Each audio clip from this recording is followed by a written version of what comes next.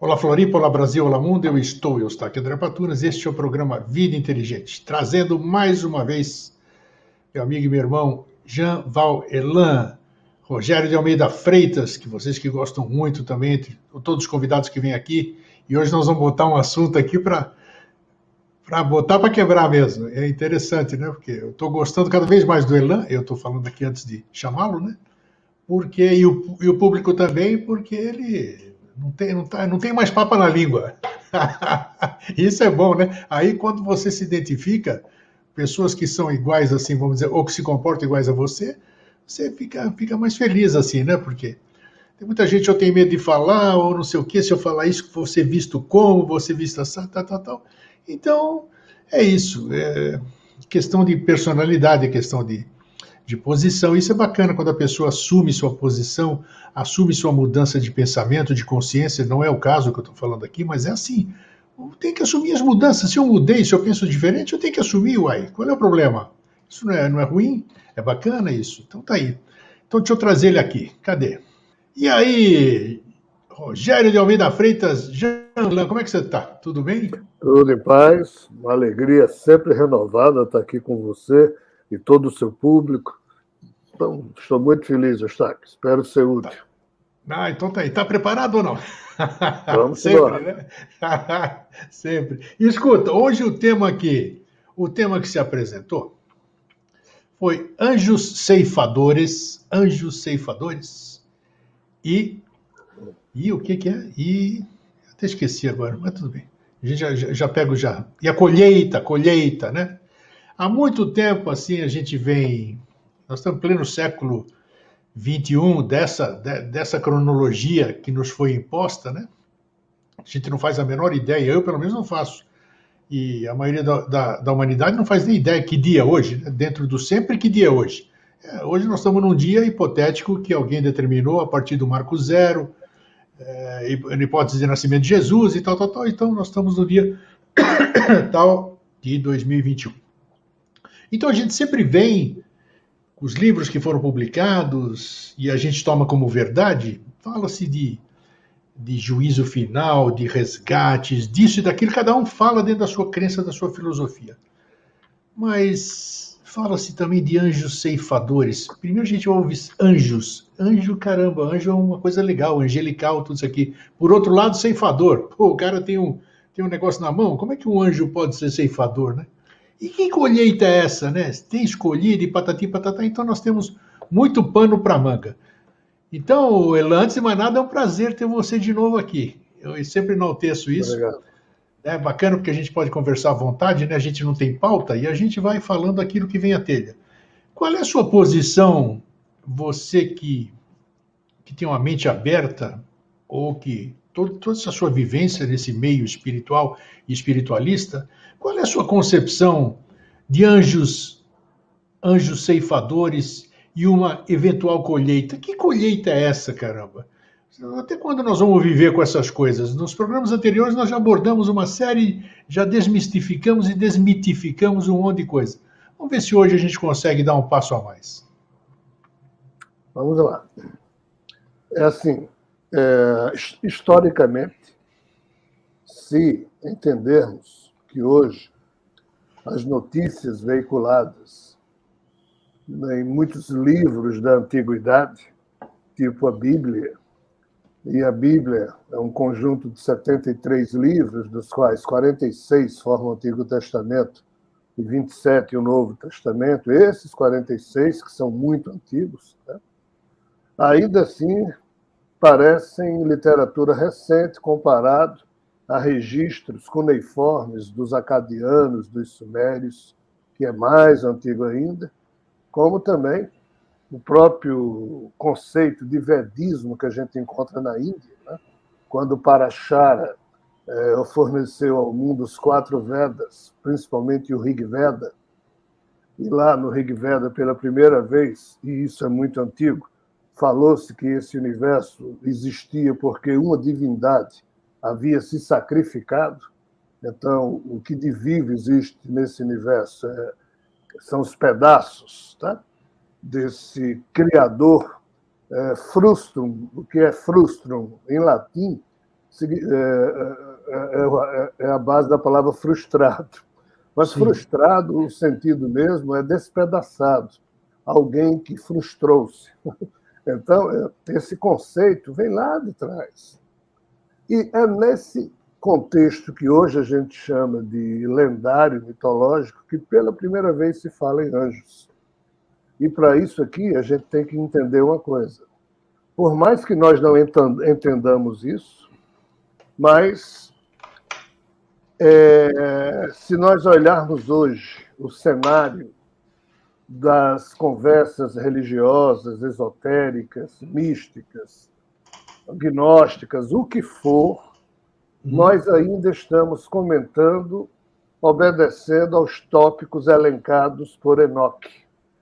Enoque foi alguém que, em termos de Bíblia, Adão, Sete, Enos, Cainã, Malalahel, Jared, Enoque, Matusalém, Lameque, Noé, esse Enoque aí, que foi levado pelos anjos do Senhor para conviver com o Senhor durante 300 anos e depois voltou para a Terra. Enoque, então, é o primeiro ponto histórico, entre aspas, alguns não consideram isso história, mas é histórico, que depois de ter passado esses anos todos fora, voltou para sua família e ditou ao seu filho Matusalém 366 livros. Nossa, e é nessa literatura que os anjos aparecem pela primeira vez. Tá, faz uma parte assim. Você acredita, ou dentro do seu estudo, esses 300 anos de Enoque, onde é que ele esteve? No universo vizinho. Oi? No universo vizinho, no chamado Brahmaloka, né? Na mitologia hindu. Em todas as mitologias do passado, essa criação frustrada do Criador, que terminou caindo na criação, compõe-se de dois gomos, de dois universos. Tá. Na mitologia Yanomami, por exemplo, é o Yutukara e Yotukara. Rutukara e Otukara. Na mitologia chinesa, é Yang e Yin. Na mitologia ariana hindu, é o Brahmaloka, o Buloka. São dois universos. Então, Enoque foi levado desse universo para viver no universo vizinho durante 300 anos com Javé, ou seja, o Deus do Antigo Testamento, e os anjos. O problema aqui, o primeiro problema é que esse nosso universo é material e esse universo vizinho é antimaterial. E matéria e antimatéria, quando se encontram, se autodestroem. Então, é explicado pelos anjos que eles fizeram uma proteção, um artifício para poder Enoque ter esse macacão vibratório, como se fosse um astronauta, indo para um mundo antimaterial e com alguma proteção. Bem, pouco importa. Esse aqui seria o primeiro marco temporal, histórico, de que alguém falou de anjos. E mais ainda, todos os assuntos aos quais Jesus se referiu quando esteve aqui, todos os assuntos aos quais os profetas antes de Jesus falaram, tudo isso pertence à agenda que Enoque apresentou ao mundo. Por quê? Porque Enoque foi o primeiro ser humano que Javé, entre aspas, gostou do que viu. Ele não gostou do que viu em Adão e Eva pela desobediência, em Sete, em Enos, Cainã, a turma toda que eu já falei. Mas Enoque ele gostou, por isso que ele levou. E ele queria fazer de Enoque o seu eterno emissário. Como Enoque agora estava habilitado tanto a viver no mundo antimaterial como material, Enoque apresentou ao mundo, através do seu filho Matusalém, esses 366 livros, apresentando a agenda de Javé. E qual era a agenda de Javé? Como no tempo de Adão e Eva, os humanos haviam sido enganados e, portanto, se alinharam, entre aspas, com os demônios ou com os rebeldes que fizeram Eva tomar uma poção ou comer uma maçã, metaforicamente. Sim. E Adão também. E tornaram-se racionais, e Javé não gostou disso, porque pararam de obedecer a Javé aí. Então, na época de Enoque, Javé disse: Enoque, apresenta lá ao mundo a minha agenda, E essa agenda, os principais pontos são, aí tem lá vários assuntos. O principal deles é o juízo final. Ou seja, Uau! lá no final dos tempos, ele, Javé, iria promover um juízo final para ver quais os humanos que voltariam a estar alinhados com ele, Javé, traído que ele havia sido por Adão e Eva, e quais os que seriam ceifados, vamos assim dizer, Isso. e iriam para o inferno. Enoque apresentou isso ao mundo, mas diz: antes do julgamento virá um Messias que vai alertar toda a humanidade, vai preparar toda a humanidade, vai dar mais um tempo para que todo mundo se alinhe com isso, e ele voltará, e por isso que Jesus, quando aqui esteve, disse que voltaria pessoalmente para separar o joio do trigo, para fazer o julgamento geral dos vivos e dos mortos. Isso E foi é uma metáfora também ou não? É metáfora, mas de certa forma é uma metáfora enraizada em fatos, eu explico já. Ok. Então, assim, em termos do contexto geral, tá certo? É isso aí. Mas observe o detalhe. Quando os judeus foram perseguidos pelo Império Assírio, dominados, inclusive, as 10 tribos do norte de Israel foram levadas para ser miscigenadas no Império Assírio, as 2 tribos do sul, as 12 tribos de Israel, as 2 do sul, em 586 foram capturadas por Nabucodonosor e levadas para o cativeiro da Babilônia. Então, os judeus sempre foram dominados por um povo estrangeiro. Eles sempre tiveram essa perspectiva de serem dominados. E os profetas que foram surgindo sempre davam o aviso de Javé que lá na frente viria um super Messias que iria colocar os judeus, tá, numa posição de comando no mundo. E para isso era preciso tal Messias, e para isso seria sempre necessário observar a agenda que Enoque estava dizendo, estava mostrando. Por quê? Porque lá na frente haveria um julgamento geral dos vivos e dos mortos. Mas qual o detalhe? Como esses judeus estavam espalhados, eles foram dominados pelo Império Assírio, depois babilônico, depois pelo persa. Na época em que Alexandre Magno dominou o mundo, dominou também os judeus. E fundou a cidade de Alexandria, e nessa época, ou seja, 2 séculos e meio antes de Cristo, os principais judeus do mundo residiam em Alexandria e resolveram traduzir para a língua grega todos os manuscritos em hebraico e aramaico que eles colecionavam desses avisos desse Deus através dos patriarcas Adão, Sete, Enos, Enoque, Noé e dos profetas. Então, nessa época, eles fizeram um livro com 40, uma Bíblia, vamos assim dizer, dos judeus, com 47 livros. É a versão chamada Septuaginta, porque foram 70 sábios judeus que escreveram esses 47 livros, e aqui estava o livro de Enoque. Ah, sim, tá. Só que quando, 6 séculos depois, ou seja, no século IV depois de Cristo, o cristianismo se tornou católico, quando Constantino parou de perseguir o cristianismo e transformou em catolicismo, o bispo de Roma, Damaso, contratou Jerônimo para que ele traduzisse tudo agora para o latim, que era a língua oficial de Roma. O que é que Jerônimo fez?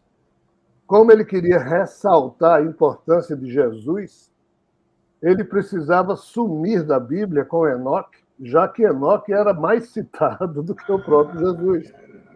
Ele retirou o livro de Enoque, por isso que o Antigo Testamento, em vez de ter 47 livros, tem 46. Olha só. Então, o livro de Enoque sumiu.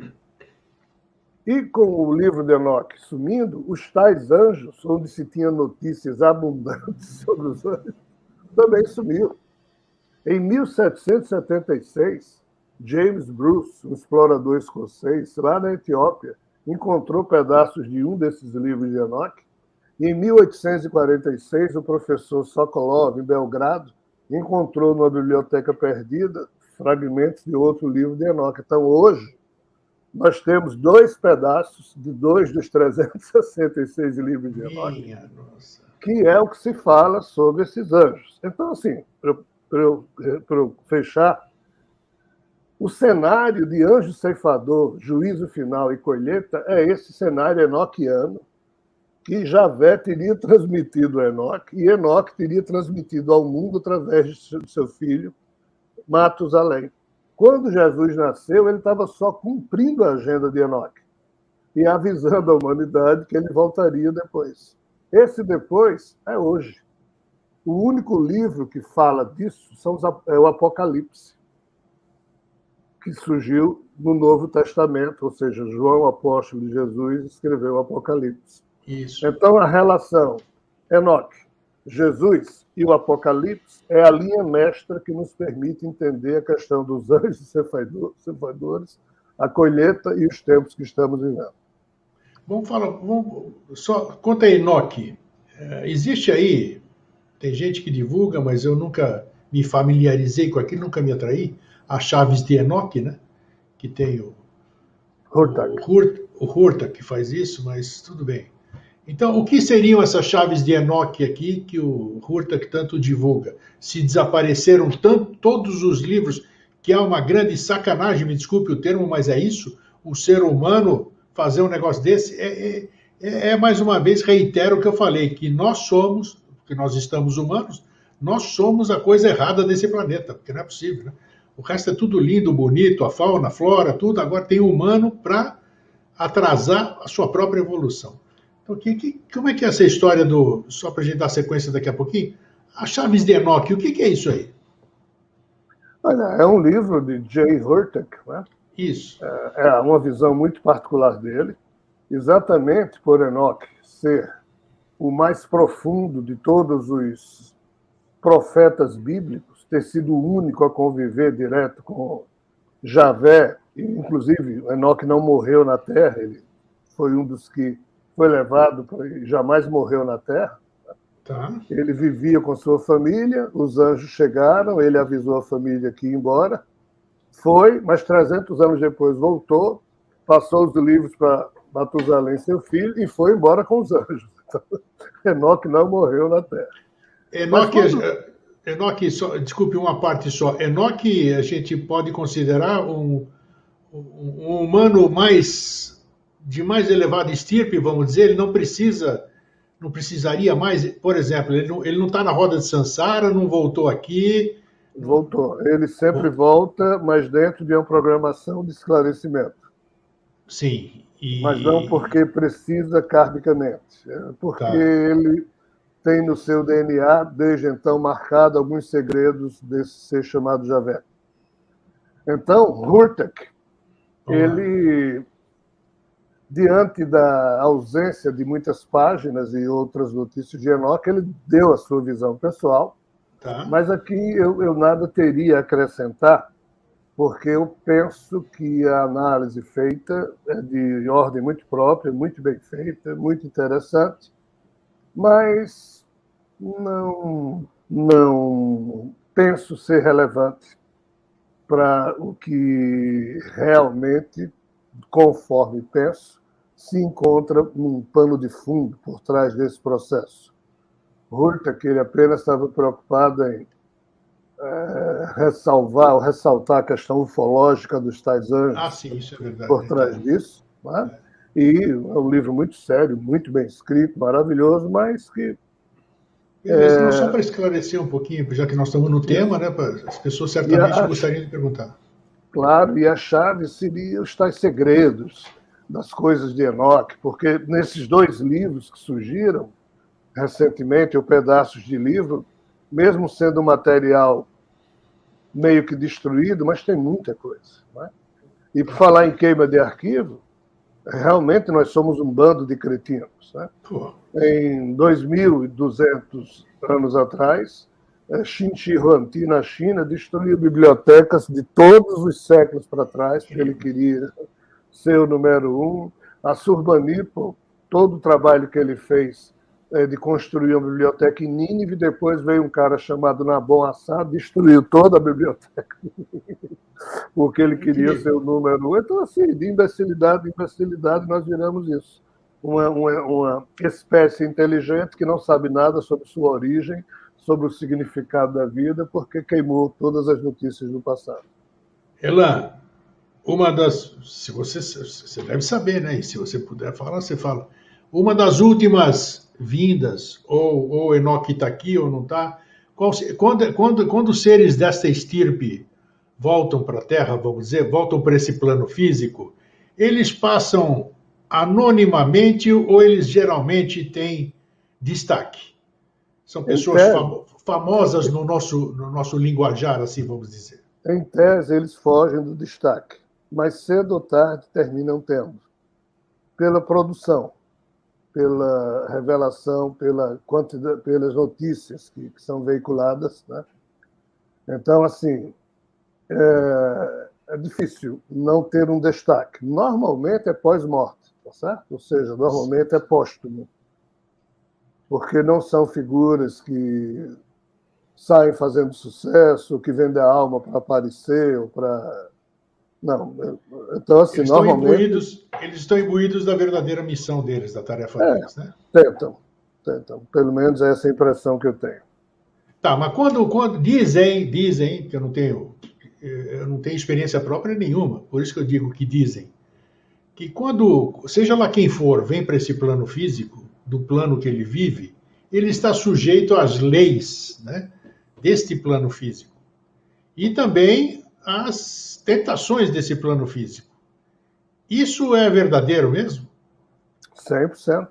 É mesmo? Quer dizer, um anjo, por exemplo, pode se perder, vamos chamar assim, vamos dar esse termo de se perder. Olha, nos livros que eu produzo, a Sim. situação dos anjos não é lá muito confortável do modo como eu traduzo, né? Sim. Eu escrevi um livro chamado A Divina Colmeia. Colmeia, tá. Isso, que é uma forma de elogiar Dante na sua Divina Comédia, mas de brincar, porque, assim, Javé e os anjos parecem uma abelha rainha e o resto é abelha operária. Esses anjos, eles não têm personalidade própria. Eles não são seres, tudo indica, individuados ou individualizados, do jeito que uma abelha... Interessante você falar isso para desmistificar a figura do anjo. Porque anjo a gente pensa que é um bonitinho, de olho azul, louro ou loura, mulher, tudo isso aqui, e tem consciência plena, então não é bem assim a coisa. Infelizmente, eu sou propenso a convidar as pessoas a refletirem de forma mais adulta e dizer que não. Eu conheço toda a literatura de pessoas maravilhosas que falam sobre anjos no sentido romântico, no sentido... mas, assim, isso é muito religioso, isso não é factual. Em termos de evidência factual registrada em livros antigos, esses anjos funcionam tipo a abelha operária funciona numa colmeia. A abelha rainha da ordem, eles executam e eles são incorruptíveis porque exatamente não têm individualidade, eles nada almejam. Então, esses anjos, né, e existem diversas classes desses seres, são clones do Criador, mas clones adaptados a certas funções que esse Criador faz com que esses anjos executem. Ponto. Right. Essa definição ela é um pouco antipática, porque acaba com esse lado romântico de anjo estar cuidando da gente. Né? Isso que eu ia falar. Porque existe uma utilização da mesma expressão, sendo o anjo da guarda, aí nós iríamos para seres espirituais. Anjo não é ser espiritual, é ser desse universo físico. Opa! E do universo vou esclarecer. O anjo espiritual, o anjo amigo espiritual, esses seres elevados, esses existem. Estes cumprem esse papel de acompanhamento amoroso, vamos dizer, mas não são milagreiros. E eles não são empregados domésticos de nenhum ser humano e nem muito menos existem para fazer os nossos caprichos. Não funciona assim. Mas há uma literatura extensa dizendo isso. Mas aqui, então, nós já estamos falando de dois tipos de anjos. Isso, e eu quero perguntar de mais alguma coisa. E aí já aproveita no embalo e fala. E me fala também o que significa arcanjo, querubim, que são derivados, o que são? Porque nesse esclarecimento que você está fazendo é importante a gente classificar também o que é arcanjo e o que é querubim, essas denominações. Essa questão, no livro de Enoque, tem muito do que desapareceu, estava a descrição dos diversos tipos de clones funcionais ou de anjos funcionais que o Criador teria gerado, né? E esses seres, então, seriam chamados de anjos. Nesse sentido, há uma nomenclatura que desapareceu com os livros sumidos de Enoque. Mas, quando no século II depois de Cristo, o rabino Shimon Bar Yochai foi envolvido por Javé e seus anjos, e a Cabala surgiu, na Cabala, nos seus termos cabalísticos, ressurgem algumas classes de anjos, né? E essa confusão toda, o monge Dionísio, no século VI, resolveu organizar, então, as notícias que ele colecionou e dividiu os anjos, ou melhor dizendo, os auxiliares do Senhor, aí no âmbito da visão católica, em 9 classes de seres que ajudavam a Deus, entre aspas. É aqui que surge a questão dos anjos, arcanjos, potestades, querubins, serafins a todo, são 9 títulos, né? Mas assim, na Cabala, a Cabala diz que existem 4 grandes planos cósmicos: Alt-Ziluf, né? Briá, Yetzirah, ou Yetzira, e Asiá. E situa esse Yetzirah como sendo esse universo vizinho, e parte desse universo vizinho estaria dividido em 7 níveis, que é onde os anjos estariam com todas as suas potestades ou suas forças ali existindo. Né? Esse é o universo que Enoque esteve. Que Enoque você está se referindo. Tá. Exatamente. Esse universo ele tem 1000 nomes. Em cada mitologia ele aparece com um nome distinto, como o nosso também. Então, assim, querubim, arcanjo, serafim, potestade, trono, são nomes dados a esses seres que executam funções distintas. Os únicos que trabalham... Também não pensam, são comandados. Também não pensam, são... Todos. Perfeito. Todos. Ok. Todos. E assim, de longe esses seres são bonitos, porque parecem seres humanos, daquele padrão de beleza nórdica, europeia. E é isso mesmo, então? Então isso aí não é... Algumas classes. Não é invenção, não. Isso é real. Tá, ótimo. Porque eles são protótipos do que hoje os seres humanos são e outras raças universais. Okay. Mas tem outras classes de anjos que também são protótipos de outros tipos de seres, e esses, aos nossos olhos, são muito feios, são desagradáveis. Entendi. Então, há de tudo. Tá? Há de tudo. Bom saber. Mas eles, apesar de terem a forma humanoide, não são humanos, não sorriem, não movem um músculo do rosto, não são agradáveis. Demonstram frieza, né? São frios mesmo. Total. São frios, né? Eles executam ordem e o algoritmo, o protocolo deles se movimenta, Eustáquio, de uma forma estranha. Na própria Bíblia, ou melhor dizendo, no Novo Testamento, no Evangelho de Lucas, por exemplo, Lucas conta que antes de Jesus nascer, José e Maria era uma prima distante de Isabel e Zacarias, só que Maria tinha 15 anos, Isabel já tinha uns bons 60 e o marido 90, chegando perto de 100 anos. E Zacarias e Isabel vieram a ser o pai daquele João Batista que nasceu na mesma época que Jesus e tornou-se o profeta que anunciou Jesus, João Batista.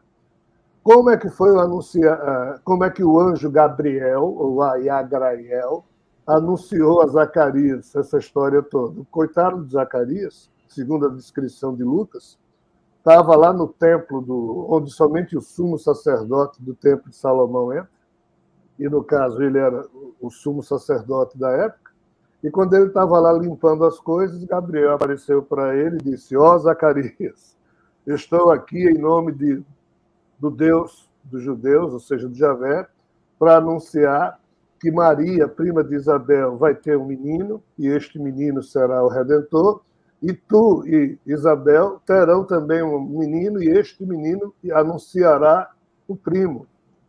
O coitado de Zacarias, que não fazia sexo há uns 40 ou 50 anos, pensou, mas como é que eu, nessa idade, vou funcionar? Né?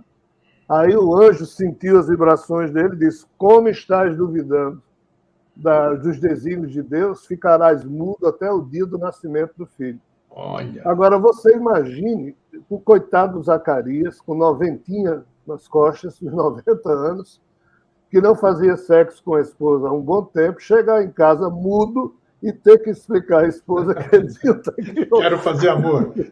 Fazer amor. Então, assim, são coisas tragicômicas, né? Sem dúvida. E só o nosso olhar infantilizado, romântico, diz: Maria foi escolhida por Deus para ser mãe do Messias. É uma violência uma jovem de 15 anos se ver grávida e não ter ninguém para contar e chegar para o noivo e dizer: meu noivo, eu estou grávida. E o coitado do noivo: mas a gente não coabitou. Eu sei, mas eu estou grávida. Se José não tivesse engolido em seco e confiado em Maria, Maria tinha sido apedrejada, porque na época quem fazia isso era apedrejado. Então, ser escolhido por Deus, entre aspas, é algo meio trágico, porque só sabe que Maria sofreu ela e José. José antecipou o casamento para disfarçar um pouco, né? Mas, assim, esses anjos, eles não têm a natureza humana, não compreendem que um ser humano pode pensar, porque Javé não queria que o ser humano pensasse desse jeito, desde a época de Eva. Esse é o problema todo. Rapaz, aí você está falando isso aí, agora você me faz voltar em 60 anos, em 50 anos do que eu faço, que é viver no meio da ufologia ou dos mundos extraterrestres, digamos assim. A descrição que você está dando de anjo é a descrição de muitos desses seres frios que você acaba de dizer, que se manifestam por aí, ó, fico me arrepiando aqui. Então, existe alguma associação entre tripulantes desses objetos voadores e anjos? Total. Ai, caramba, que é isso?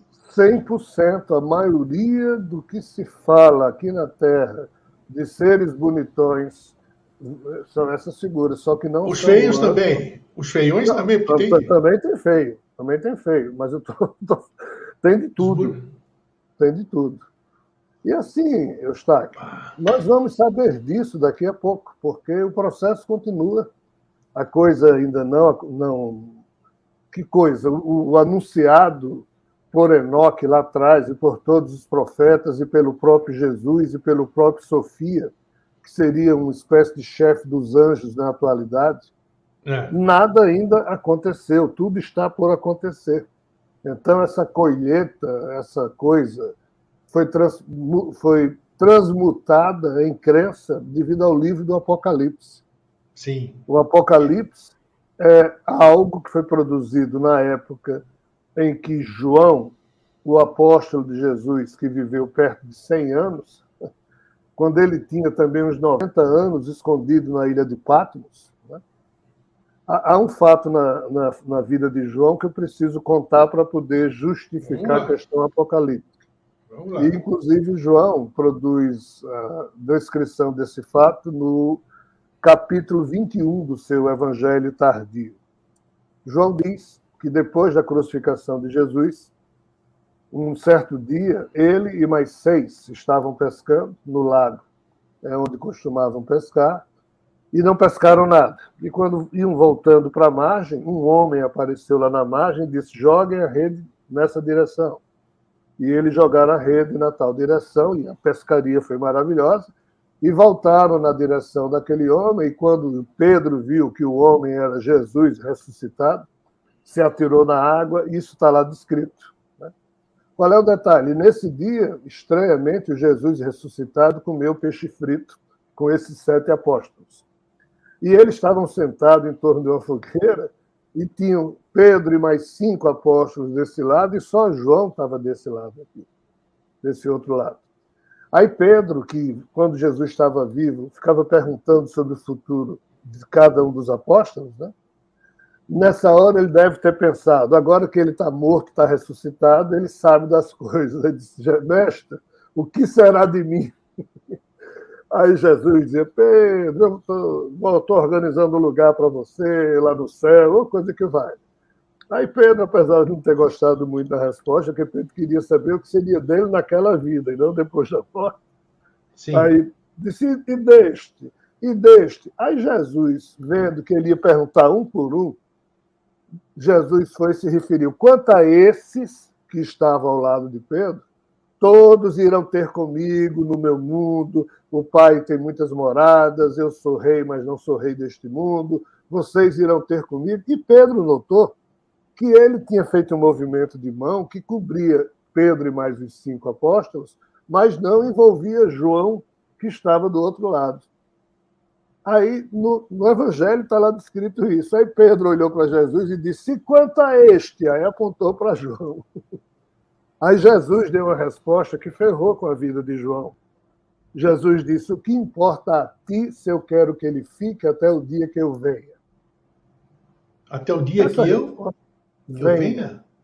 Olha. Porque Jesus estava repetindo ciclicamente que voltaria. Sim. Para pessoalmente separar o joio do trigo para atender a agenda de Enoque, que foi anunciada lá atrás. A próxima vinda de Jesus é para isso aí, para a colheita.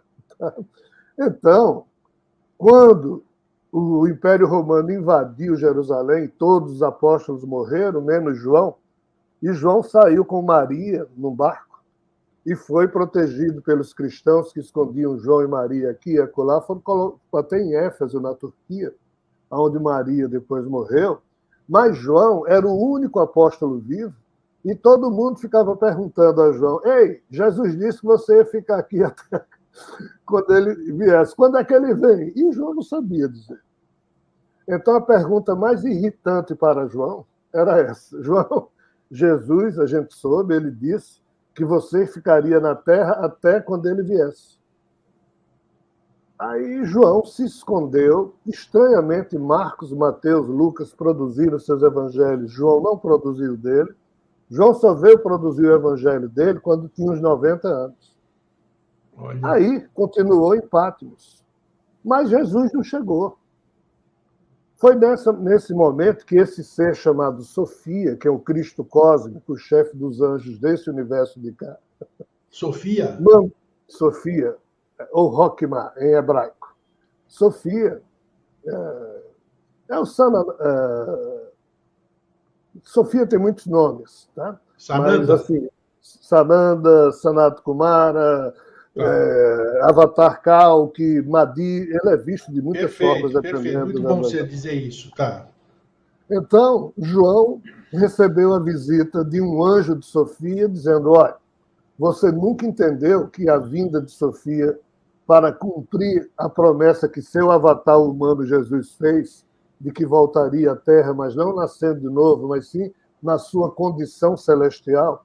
Então, agora escreva um livro que nós vamos lhe dizer quando é que isso vai acontecer, porque não é o tempo da sua vida.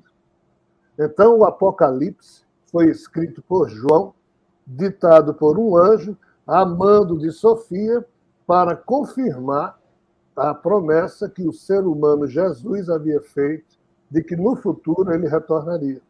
E nos capítulos 18 e 19 do Apocalipse, eu fiz essa tradução lá atrás, está num livro chamado O Recado Cósmico, São 17 páginas de análise dos capítulos 18 e 19 do Apocalipse, que mostram as quedas das duas torres do World Trade Center. Olha. Eu estava escrevendo o livro Jesus e o Enigma da Transfiguração em 2001, no mês de setembro, estava em São Paulo, numa feira chamada Equipe Hotel, e à noite eu ficava escrevendo no hotel. E 2 dias antes da queda das torres, os seres que estavam escrevendo comigo pararam, foram embora, disseram que tinha um assunto urgente para resolver, os amigos espirituais continuaram, né? E 2 dias depois ocorreu aquilo que todos nós vimos, o 11 de setembro.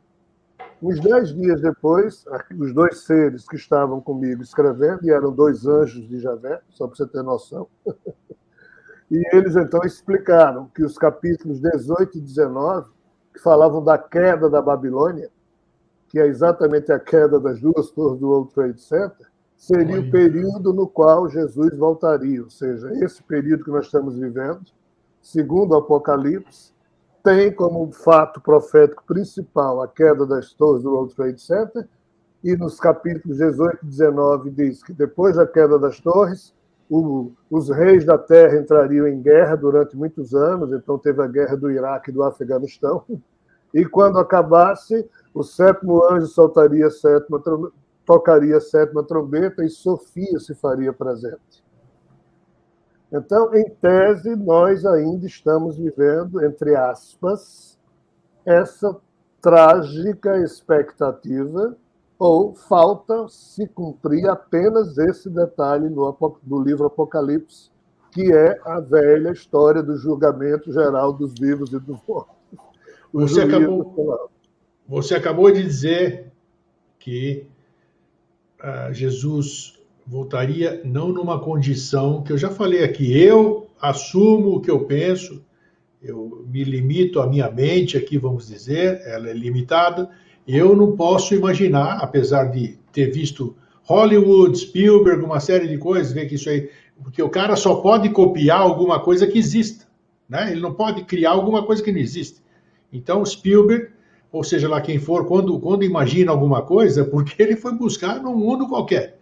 Então, agora, eu não consigo conceber, na minha mente pequenininha, Jesus voltando, todo mundo olhando eles voando aí no céu, um monte de anjinho tocando trombeta. Pô, pode falar o que quiser de mim, mas não, de jeito nenhum, e eu não posso acreditar. Então, como é que seria? E você disse que ele disse de uma outra forma, de que ele não viria da forma usual, sei lá. O que você quis dizer com isso? Vamos esclarecer esse ponto aí. Que é o primeiro contato oficial de seres de fora com os terráqueos, a vinda de Sofia. Infelizmente, as religiões protestantes que surgiram a partir da doutrina da justificação da fé que Paulo lá atrás lançou, criaram a cultura do arrebatamento. Com a vinda de Jesus, as pessoas vão desaparecer, são arrebatadas, mas não o que permanece sendo dito nos circuitos das fofocas espirituais e cósmicas é que não, é um avistamento ufológico que será inquestionável, filmado, compreendido por todo mundo, mas rápido, de umas 10 horas, porque se ficar ET parado aí, todo mundo para na Terra e a Terra precisa ir adiante. Ninguém lá de fora virá fazer nada pelo ser humano que caiba o próprio ser humano fazer. Então, esse contato será, entre aspas, rápido, menos de um dia, mas de tal forma que ninguém na Terra terá dúvida de que realmente houve. Quem é a figura lá dentro da nave, isso aí vai ter margem de dúvida, isso aí vai ter uma certa confusão, mas logo depois acontece o segundo contato, logo depois o terceiro, então é um processo que tem início, meio e fim. O contato que você chama é com o quê? Com chefes de nações? Não. Eles não vão falar com nenhum chefe de nação, porque não tem chefe de nação. Sim, tá. A corrupção, a bandidagem hoje domina. Por isso que eu pergunto. O primeiro contato é visual, para os humanos saberem disso. Inquestionável. Todo mundo vai ver. Todo olho verá, como diz, né? Todo olho verá. O grande trabalho, Eustáquio, é a criação não de um governo mundial, não é isso, mas é de um conselho mundial pessoas com credibilidade, não necessariamente presidente disso ou daquilo, Sim. que possa representar, aí lá na frente terá um contato com esse conselho. Mas não é com poder instituído disso ou daquilo. Detalhe, enquanto esses seres estão aí, pode apertar botão do jeito que quiser para lançar míssil, que nada funciona. Sim. Tá? Então, assim, é uma coisa pensada, organizada, e é isso que continua sendo dito por aí. Então, a volta de Jesus, vamos chamar assim, que a turma sempre pensa assim, será de uma forma caótica, né? Porque você já pensou? Apareceu uma coisa, 10 horas no ar, todo mundo vê, entendeu? E depois, aí, nossa... E é isso que está descrito no Apocalipse. Todos os olhos verão a nave de Jesus, que se chama Nova Jerusalém no Apocalipse, né? E ele, inclusive, dá a medida da nave, que quando você faz a aproximação, essa nave, se tivesse estacionada na altura da órbita da Lua, ela corresponderia à metade de uma lua cheia. Então, se essa nave... E essa não é a maior, né? Mas assim, então está tudo dito por Enoque no Apocalipse, é porque o próprio Jay Hurtak e outros fizeram interpretação, e vale, toda interpretação vale, até que os fatos se cumpram, tudo fica valendo, tudo deve ser refletido, estudado, agora não estabelecido como verdade no campo de crença ou de fé, que a verdade está sempre um pouco mais além do que a nossa vã pretensão pode pretender. Tá, então vai acontecer, aconteceu, vamos supor que está aí hoje. O que vai acontecer com as pessoas? Vai o quê? Essa aparição, esse fenômeno, vai ter anjo no meio, vai ter ao pé da letra das palavras agora, que a gente conhece, anjo ceifador, estão vindo aqui para ceifar, para levar alguns, para deixar outros. Não. Essas histórias que todo mundo fala, como é que vai ser isso? Por que eles vêm, afinal? Quanto a essa questão de ceifa, é zero a possibilidade. Isso é só um argumento pedagógico. Muito bom esclarecer. Da turma que... Isso atemoriza muitos, atemoriza a maioria. O conceito é temor a Deus. Então a turma só aprende pelo temor. Então isso é veiculado, mas isso não se assenta nos fatos. Sim. Na espiritualidade já começou. Desde julho de 1989, quem vai morrendo já vai, entre aspas, se preparando para voltar a nascer aqui na Terra, ou se seu filme já está queimado, vai encarnar em outro lugar, porque é exemplo de um aluno numa escola que só faz repetir o ano e termina atrapalhando o progresso daqueles que querem estudar, a turma da corrupção profissional, a turma da perversão, a turma da maldade, essas figuras que atrapalham a vida, esses ditadores vagabundos, todos esses seres corrompidos, discurso enganoso, pouco importa se é de direita, esquerda, em cima, embaixo, Sim. O que for, é tudo farinha de um mesmo saco, que já tiveram inúmeras oportunidades em diversas vidas e fazem sempre a mesma coisa. Essa turma toda, até 2049, 52, todo mundo vai sair. Na Terra, vai encarnar uma turma menos tendente à corrupção, tendente ao bem. Então, o que Kardec é lá falou, que acontece. O que Kardec falou alguns anos atrás aí, tá certo, que era naquele tempo. Prevalece. Prevalece, ok. Muito bom. E aí, então, e essa colheita é essa aí, o nome que a gente pode dizer é o que você acabou de dizer. Isso, é lá espiritual, não é aqui na Terra, não. Tá. Não vai aparecer nenhum anjo com a ceifa na sua casa dizendo, fulaninho, você vai... Então, realmente, isso aqui, porque para os nossos conceitos, nós somos muito, pelo menos, somos limitados aqui, a maioria de nós, nessas visões. O que eu posso ver é que é um planeta maravilhoso. Quando eu vejo outros, não conheço outros, mas esse que a gente alcança aqui através do Hubble e tudo isso aqui, a gente nunca se aproximou. O planeta Terra é maravilhoso, a sua fauna, a sua flora, isso aqui é maravilhoso ao nosso ponto de vista. Então, merece realmente seres que possam fazer disso aqui, mais maravilhoso ainda, fazer realmente isso aqui um paraíso ao pé da letra. Então, aí começa esse negócio que também usa-se o nome espírita, que é bem espírita, que é do Kardec, codificou o espiritismo, o planeta passa a ser verdadeiramente, essa história tem fundamento ou não? Deixa de ser de provas e expiações para o planeta de regeneração. Tem sentido um negócio desse? Total. É isso mesmo. Então, resta nos esperar. Então, quem for embora... Já estamos no processo seletivo, então? Quem for embora já está nesse processo seletivo, já vai... Desde 1989. Porque a vida de Jesus não vai transformar quem é bandido em gente boa. Não é assim. Não vai transformar quem é mau caráter em bom caráter. Não é assim. Mas a roda de Sansara continua, então? Infelizmente, ou felizmente, sim. Tá. Segundo os Espíritos, no Apocalipse, lá no capítulo 11, quando você percebe que é iminente o toque da sétima trombeta, óbvio que isso é metáfora, né? Tá. Aí tem uma hora que o Apocalipse diz, e fez-se silêncio, aliás, no céu por cerca de meia hora após o toque da trombeta. Essa meia hora, aí o próprio Apocalipse explica, é para dar tempo a que o ímpio, para que o santo se santifique mais ainda, para que o justo se justifique mais ainda, e para que o ímpio cometa mais iniquidades, porque cada um tem que se definir diante das regras do livro da vida. Então, essa meia hora antes da vinda de Sofia, é o tempo que nós estamos vivendo agora. Tá? É metáfora também, essa meia hora? É metáfora. Metáfora. Claro, né? Mas seria o tempo das nossas vidas. Então, assim, é todo um jogo que a gente tem que viver, cuidar da própria vida e, em tese, deve acontecer. Tá. Agora, não falta muito para a gente terminar a conversa, mas eu quero focar no Enoque. Legal, foi muito esclarecedor. Enoque, não é possível que um trabalho desse, por mais maldade do ser humano, não é possível que um trabalho desse tenha se perdido.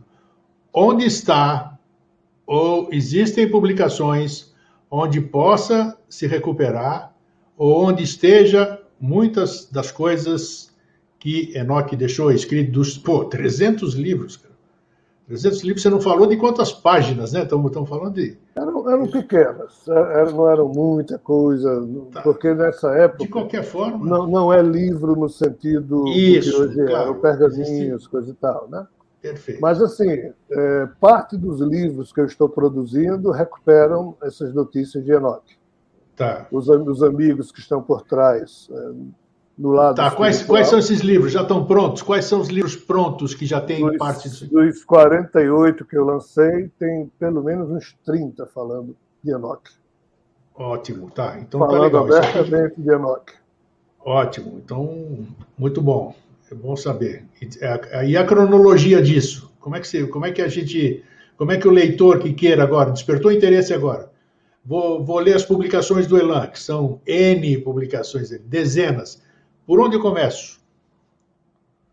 É uma boa pergunta. Mas, então. Você pega lá. Talvez quem quiser ir logo para um aspecto mais profundo, deve ser o drama cósmico de Javé, o drama espiritual de Javé, o drama terreno de Javé, Sofia e os Logos Criadores, o quarto Logos. Sofia e os Logos Criadores, nós fizemos um programa, inclusive. Eu não sei se você lembra. Daí, para quem vocês reassistam aí no YouTube, pessoal. Então, assim, são vários livros. E fora os que ainda, se vida esse corpo tiver, vão ser lançados ainda. São centenas. Tá vendo? Olha o seu Enoque. Eu apresento para os senhores aqui o senhor Enoque, Rogério de Almeida Freitas, vulgo Enoque. Só um trabalho. Estou brincando. Não, mas é que quem não vive para servir não serve para viver. A gente sabe que a gente é instrumento, né? Qualquer um. Muitos são instrumentos sem saber que são, né? Então isso é bacana. As pessoas têm que servir, têm que trazer o que está. Temos que trazer de volta não, a ousadia, né? Já está aí. A Biblioteca de Alexandria também, que destruíram nada, está tudo por aí, né? Isso aí, mas só que a gente fica acreditando nessas historinhas E a gente não vai atrás. E não vai atrás, a gente o que é? Fica aí os subjugados, somos subjugados e ficamos assim. E realmente volta aí, acontece o grande evento e vai alguém para o inferno por engano, Elan? Hã? Acho que não. Você acha que não? Né?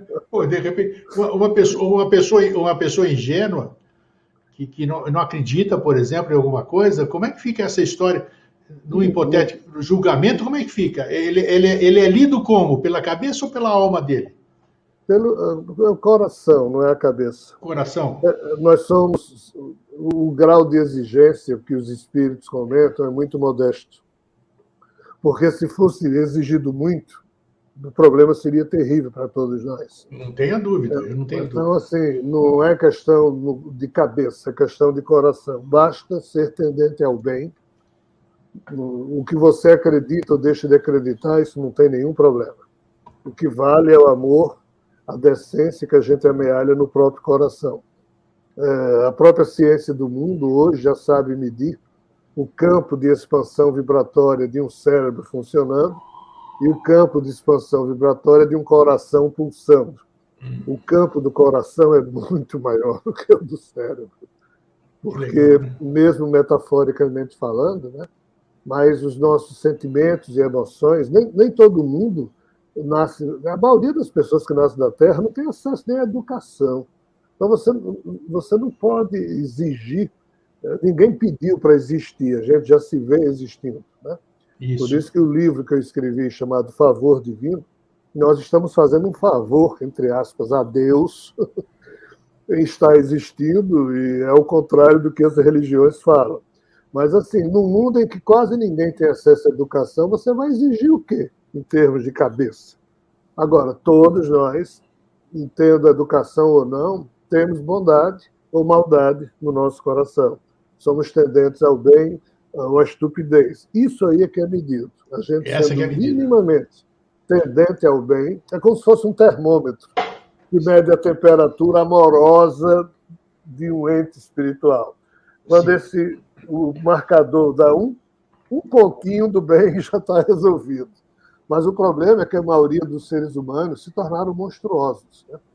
Nós, além de enferrujarmos o nosso cérebro com narrativas malucas, com fake news e com verdades inapropriadas que nada são de realidade, mas que a gente apropria como se fosse, e quando a gente seca o coração e se permite roubar o que é de uma comunidade, o que é de muitos, quando você começa a ser um elo que atrapalha o processo da vida, e você não tem vergonha, e você fazer isso uma vez ou outra perdida, vá lá, todos nós somos humanos. Agora, você se tornar um profissional de sugar os recursos que movem a vida de um planeta, isso é trágico. Aqui ninguém percebe, mas na espiritualidade se percebe. Lá a gente não disfarça, então, desse ponto é complicado.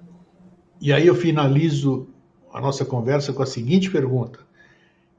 Baseado nisso tudo que você falou e tudo isso que nós falamos na nossa conversa de hoje. Me fala sobre esse hipotético, verdadeiro, sei lá, a terminologia que o terráqueo conhece. Senhor do karma. É o cara que decide, é o cara que está lá, é o teu juiz lá é o STF cósmico ali. Existe Senhor do karma? Quem é que vai fazer essa triagem?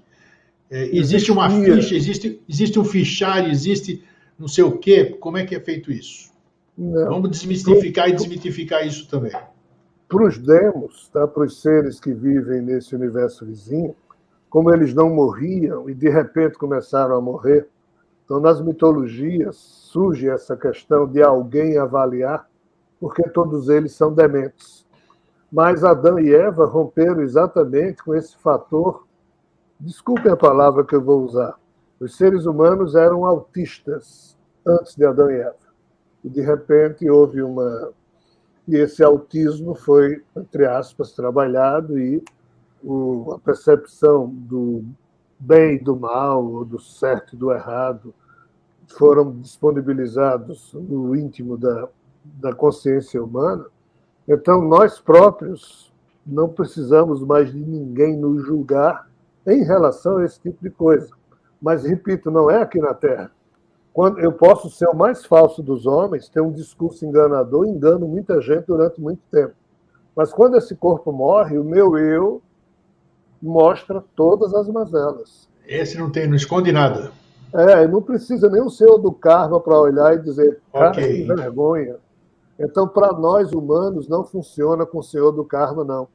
Quando a gente faz mal a muita gente, quando esse corpinho morre e o seu eu continua a existir, aí vê lá 50 pessoas, 5, 1 milhão, jogando coisa em cima de você, lhe chamando, aí você nota que não tem senhor do karma, coisa alguma. É a velha lei de Buda, o que saiu de você volta para você, ou agora ou mais tarde.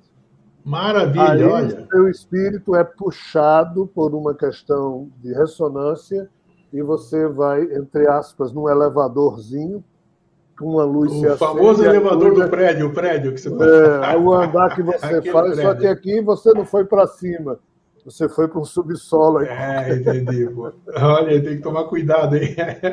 Meu irmão, foi maravilhoso hoje. Mais uma vez, muito obrigado, rapaz. É gostoso ter esse tipo de conversa, porque é uma conversa que preenche, né? A gente sabe que não tá jogando o que chamam de conversa fora, né? Então, isso vai fazer bem para muita gente, o que nós falamos hoje aqui. Eu te agradeço e aguarde mais uma próxima oportunidade. Você sabe que você tem cadeira cativa aqui, né? E vira e mexe sempre que sua agenda o permita, né? A gente sabe que é uma agenda concorrida. Espero tê-lo de volta em breve. Um fraterno abraço, meu querido irmão, e obrigado mais uma vez. Obrigado, Eustáquio. Um grande abraço para você e para todos os que, com paciência... Paciência nada, isso aí. Um grande abraço, meu irmão. Valeu, querido. Um abraço. Tchau. Gente, como é bom, né, conversar. Às vezes a resposta que a gente ouve fala, opa, isso não bate com o meu ser, não é isso que eu penso, não é isso que eu acredito. Mas aí se você deixar de ser teimoso, você fica humilde, ninguém está olhando, então você não precisa ter vergonha de ficar humilde. Está sozinho na tua sala, no banheiro, seja lá onde for, pensa, puxa, ele falou isso, mas eu sou contra, mas deixa eu ponderar o que ele falou. Então é assim que a gente tem que agir, não só com o que a gente ouve do Orlando, Jorge, seja lá quem a gente traga para o programa, ou que a gente ouve na rua, saber filtrar e ser humilde de abrir mão. Se alguma coisa te desperta, seja humilde, vai atrás, questione, pergunte. Termine com a ignorância, do verbo ignorar, desconhecer. Quem é que não quer saber? É isso, gente. Muito bom, preenchido. Eu deixo para vocês um fraterno abraço e um feliz sempre. Tchau, até a semana que vem.